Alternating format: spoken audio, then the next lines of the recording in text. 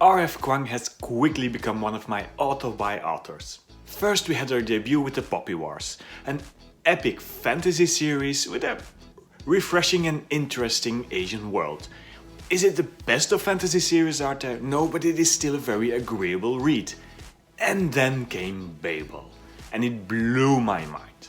An absolute brick of a dark academia novel that criticizes both the genre itself and much larger and heavier themes like culture wars and cultural appropriation, colonization, and how language can be a tool for oppression. Babel was without a doubt one of the most intelligent books that I read last year. And now she changes genre once more and dips into the world of literary fiction. But is that a smart strategy? Does it keep things fresh, or does she risk to finally hit a snag and experience that this voice simply wasn't hers? The hype for this book is very real, but with such hype always comes a bit of anxiety that it might just get overhyped. So, is it worth your time? Is it worth the hype? Clearly, it is high time that we talk Yellowface. So this is how I'm going to structure this video. In the first part I will do a non-spoiler review and just share what the book is all about and give you my initial ideas. In the second part I will delve a little bit deeper. Still going to keep it short and fresh, but there are going to be spoilers. So if you still have to read the book or you're still a bit on the fence about it, just skip to the last part where we wrap up the thoughts for today, and I'm going to dare to do some predictions on the next book and when we will see it. So make sure to check that part at the end, because there's nothing more fun than telling me I was wrong after all. So if you don't know yet what Yellowface is all about, let me share you the small synopsis. Athena Liu is a literary darling and June Hayward is a literary nobody. When Athena dies in a freak accident, June steals her unpublished manuscript and publishes it as her own under the ambiguous name of Juniper Song. But as evidence threatens June's stolen success, she discovers exactly how far she will go to keep what she thinks she deserves. What happens next is entirely everyone else's fault. So, Yellowface is a thriller, it is a satire, and it is absolutely modern literary fiction. Yellowface is a book about many things that tie in perfectly together. It is a very interesting view in the world of publishing today. What makes an author successful and what makes books fail. But in true R.F. Kuang style, it also criticizes that world. It criticizes the fact that race or gender or affiliation has become a marketing tool. And in the end, it seems to be all about the money.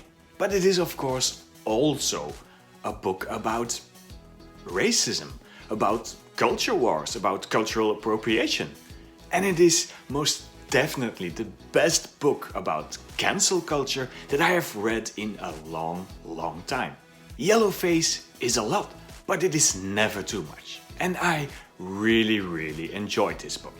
In fact, the more I think about it, the more I enjoy it. And where I was initially hovering at 4 stars, maybe a 4.5, it is a definite 5-star read for me now. It is mind-blowing to see how an author can so easily change their voice from the very almost Victorian embellished language that we have in Babel. We now have a crude, rough around the edges, very modern, very brutal tone of voice, as if she has been writing contemporary literary fiction for ages now. And especially Yellowface feels very now. Yellowface, again, is a very intelligent book. It has a razor-sharp wit and it does that typical Rebecca F. Kuang thing where it shines light on a situation from all sides. It never judges, but it gives you all of the information as a reader to make up your own mind. I highly recommend this book. It is one of the most refreshing, razor-sharp, intelligent, modern books that I've read in a long time. And to be honest, I wasn't expecting that. Because let's be honest, where do you go as an author after writing something as Babel? Well, clearly, there she went. Now, let's dive some deeper into the story. And this part will contain spoilers, so feel free to skip ahead and I'll see you at the wrap-up. One of the most interesting things about Yellowface, I think, is that it is entirely told from June Hayward's perspective. A white American writer who tells a story that isn't necessarily hers to tell. But as she narrates the book, we get deep into her head and we get to feel all of her anxiety and her thoughts and her guilt and all the ways that she tries to amend for herself, that she tries to explain why she did what she did. She tries to justify stealing Athena's manuscript because Athena used some of her stories back in college. At one point she even claims that she is better at telling Athena's story than Athena herself, just because she is more detached and culturally different. June is without a doubt the bad guy in this book, but you can't help but feel for her, because she is a victim as well. Not just a victim of her own deeds, but also a victim of abuse and death threats and all of the negative connotations that one can get from social media. Her stolen book becomes a success almost overnight. But with that success comes a price of being in the spotlight and being accused of all kinds of things, wrong or right. A success that has become addictive, and even when everything starts to calm down, you can see her scrolling through the internet, even reading through bad reviews just to feel something again. Yellowface is character creation at its best. But it is also a critique. A critique of many things, a critique of the publishing world as we know it. She takes the medium, a book, to complain about the publishing world and all of the money-grubbing, market-oriented strategies that come with it today. But she does more than that. She attacks you and me because the publishing world has changed. It is all about social media now, about bookstagrammers and booktubers and bloggers and reviewers and you name it. Today, authors write in a world where a reputation can be either made or destroyed overnight. A world where a polite conversation on the internet tends to end up in name-calling, racial slurring, mudslinging total war. So yes, I do get the irony of me, a booktuber, reviewing a book about me, a booktuber reviewing a book. Isn't that a bit meta? But most of all, as the title might have you suspect, Yellowface is a book about culture and race and all of the discrimination that comes with it. Should June Hayward, as a white American writer, tell a story that is so culturally significant and sensitive and isn't hers to tell?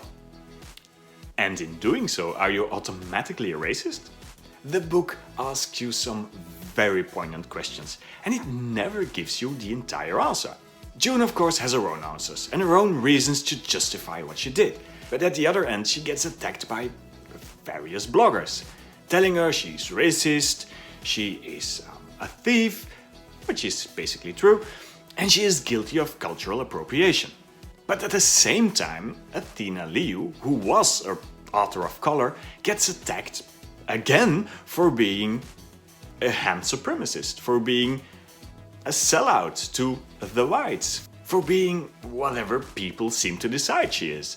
Again, and this is what I absolutely love about R.F. Kuang's books, you as a reader get to decide for yourself, which makes it harder. It is much easier when a writer tells you what to think, but it is much more engaging when she dares you to think for herself, and I absolutely love her for that. You can say many things about Yellowface, and it could be an hour-long video. But I'm going to end this part with a quote from the book itself, because in the end for me, it is a book about the love for books and the love for storytelling. A love that June Hayward seems to have lost, and she realizes it. I miss writing before I met Athena Liu. But enter professional publishing, and suddenly writing is a matter of professional jealousies, obscure marketing budgets, and advances that don't measure up to those of your peers. Editors go in and mess around with your words, your vision. Marketing and publicity make you distill hundreds of pages of careful, nuanced reflection into cute tweet-sized talking points. Readers inflict their own expectations, not just on the story, but on your politics, your philosophy, your stance on all things ethical. You, not your writing, become the product. Your looks, your wit, your creepy clapbacks and factional alignments with online beefs that no one in the real world gives a shit about. And once you're writing for the market, it doesn't matter what stories are burning inside you. It matters what audiences want to see, and no one cares about the inner musings of a plain, straight white girl from Philly. They want the new, the exotic, the diverse. And if I want to stay afloat, that's what I have to give them.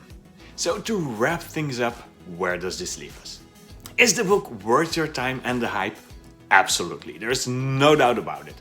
Will everyone love it? Not if you look at the Goodreads reviews, because people are getting very, very opinionated about this book. Which is, in fact, what the book is about. Bloggers, YouTubers, Instagrammers, you name it, everyone has piled on this book already, some willing to champion it, and others absolutely hating it. And for this book, that in itself is mission accomplished. But now I want to hear from you. Have you read Yellowface, and what were your thoughts about it? Or are you planning to read it? Or perhaps you think it's not for you, and I want to know why. Let me know down below in the comments, and we'll talk books some more. Like I said, I loved it. And it made me an even bigger fan of Rebecca Kuang's writing. But it also poses the question, what can we expect from her in the future? We went from epic fantasy to dark academia to a modern satirical literary fiction gem. First of all, I think she will pace herself after this one. I know she is getting married soon, there is PhD work she has to do. I think we might have to wait another 2 years or so before her new book arrives. And I don't think that she will return to fantasy anytime soon. Clearly, this is her voice. And I know she is interested in exploring different voices, but I think she'll stay with more contemporary work for now. She loves thrillers, so we might very well see another thriller like this. But there is one prediction that I am willing to do. I know that Rebecca Kuang is a huge Agatha Christie fan.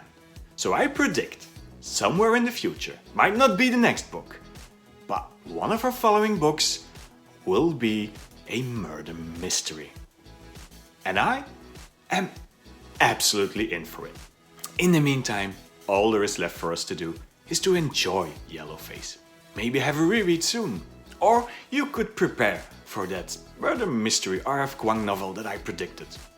And go watch this video.